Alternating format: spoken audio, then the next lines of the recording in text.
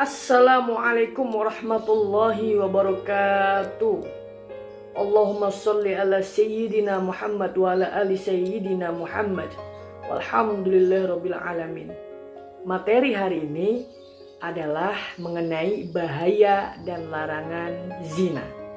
Apakah kalian sudah tahu mengenai zina? Zina secara umum adalah dosa terbesar setelah kufur dan pembunuhan, serta amat tercela yang harus dihindari oleh siapapun. Zina secara khusus adalah memasukkan alat kelamin laki-laki ke dalam alat kelamin perempuan yang haram menurut zat perbuatannya, atau melakukan hubungan layaknya suami istri tanpa akad nikah, meliputi juga LGBT, lesbian, gay, biseksual, atau transgender.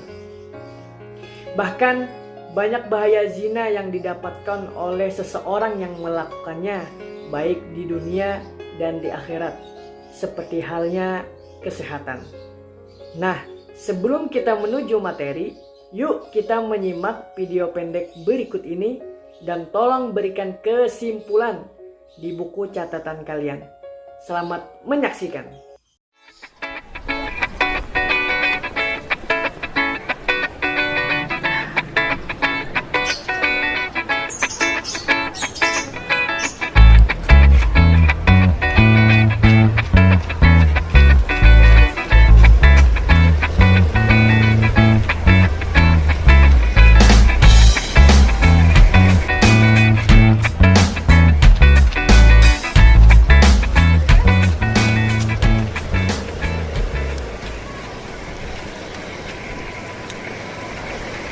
Lu kenapa sih akhir-akhir ini sering banget capek?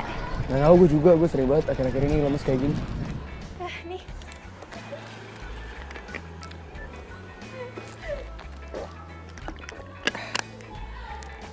Mau dong.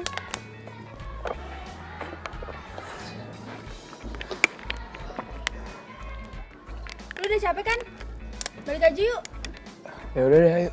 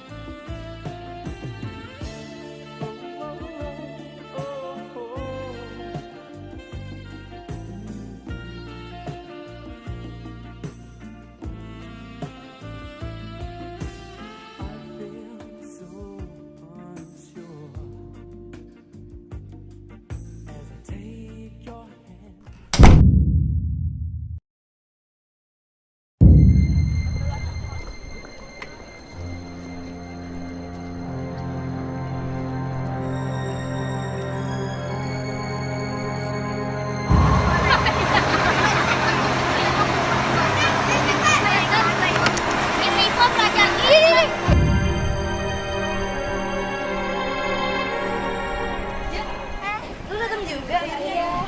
Ampun, gak nyangka. Apa kabar? Cak. Gak usah kaget lu. Gua ke kamar mandi dulu ya. Iya, boleh. Jangan lama-lama ya. Cak, emangnya lu lagi serius flu ya?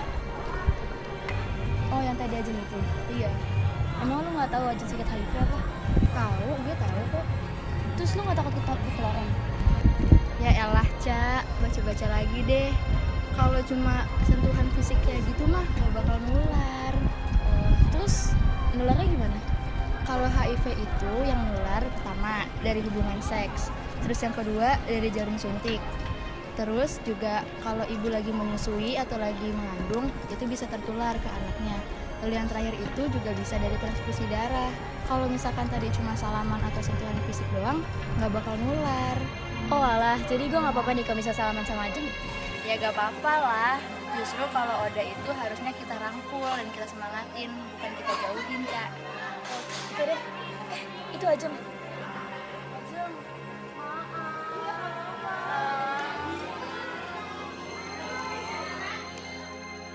Kita sudah sering mendengar tentang HIV/AIDS, penyakit yang menular lewat hubungan seksual, kontak dengan cairan tubuh, kontak darah, dan ASI ini menjadi ketakutan sendiri dalam masyarakat sehingga orang dengan HIV seringkali dijauhi dan direndahkan. Terdapat stigma tertentu di mana seseorang yang terdiagnosis HIV sama saja dengan divonis mati. Tetapi, apakah benar demikian?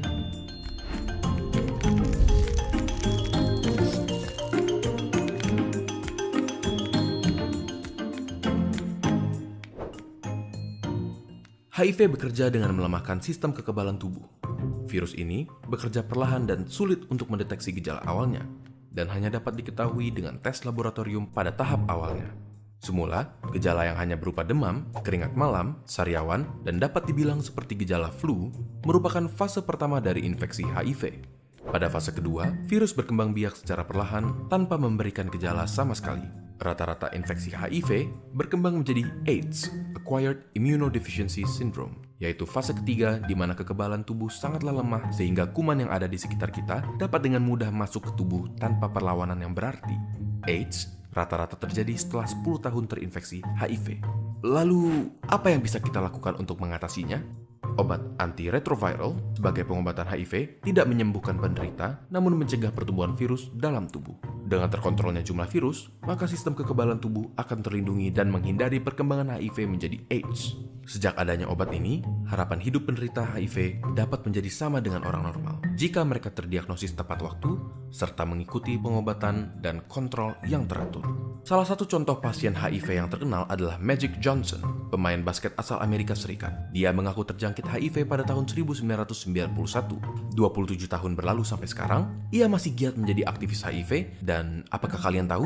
Dia tidak mempunyai keluhan medis. Mengapa bisa? Dia mengkonsumsi obatnya secara teratur. Sebagai tambahan, pasangan yang positif HIV tidak langsung ditakdirkan untuk mempunyai anak dengan HIV juga.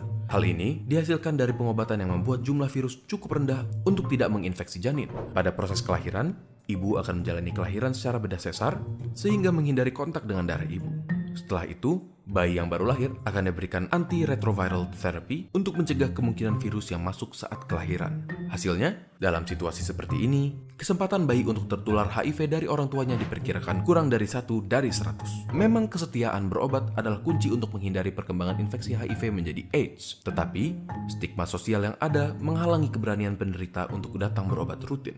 Mungkin hal ini dapat diubah dari masing-masing diri kita sendiri. Memberikan dukungan dapat merubah begitu banyak kehidupan para penderita HIV untuk berani berobat dan menjalani hidup yang lebih baik. Setelah mendengar ini, apakah menurut kalian ada harapan untuk melawan HIV? Halo siswa beriman, berjumpa lagi dengan Pak Edmo di sini. Lebih baik mencegah daripada mengobati. Data kasus HIV dan AIDS di Indonesia dari Pusat Data dan Informasi Kementerian Kesehatan Republik Indonesia terus meningkat dari tahun ke tahun.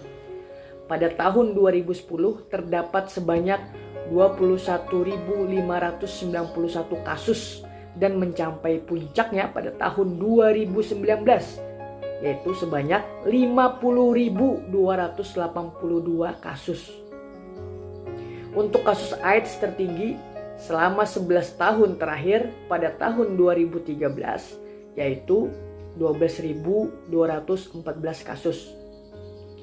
Di Kalimantan Selatan sendiri jumlah kasus AIDS yang dilaporkan sebanyak 5 kasus. Sedangkan jumlah infeksi HIV yang dilaporkan sebanyak 462 kasus. Faktor risiko AIDS terbesar adalah heteroseks sebanyak 70% dan homoseksual sebanyak 22%. Di antara penyebab penyakit ini karena zina. Padahal Allah sudah mengingatkan hal ini di dalam Quran surah Al-Isra ayat 32 sebagai berikut. A'udzu billahi minasy syaithanir rajim. Bismillahirrahmanirrahim. Wala taqrabuz zina innahu kana fahishah wa sa'a sabila. Terjemahannya, dan janganlah kamu mendekati zina. Sesungguhnya zina itu adalah suatu perbuatan yang keji dan suatu jalan yang buruk. Perbuatan mendekati zina itu banyak bentuknya, seperti pacaran, menonton film porno, membaca cerita hot, melihat gambar-gambar yang erotis, dan semacamnya. Padahal, salah satu pintu kemaksiatan awal terjadinya zina adalah berpangkal dari mata. Makanya, di dalam Quran Surah An-Nur ayat 30 dijelaskan sebagai berikut. Bismillahirrahmanirrahim. Qul lil mu'minina yaghuddu min absarihim wa yahfazu furujahum. Dzalika azka lahum. Innallaha khabirum bima yasna'un. Katakanlah kepada laki-laki yang beriman agar mereka menjaga pandangannya dan memelihara kemaluannya, yang demikian itu lebih suci bagi mereka. Sungguh Allah Maha mengetahui apa yang mereka perbuat. Bahkan jauh-jauh hari Rasulullah sudah pernah bersabda, janganlah kamu ikuti satu pandangan dengan pandangan yang lain, sebab pandangan yang pertama menjadi milikmu atau halal, sedangkan pandangan yang kedua bukan milikmu atau haram. Dari sini timbul dua pertanyaan. Apa hukum pacaran menurut Islam? Dan apa hukum menonton film porno menurut Islam?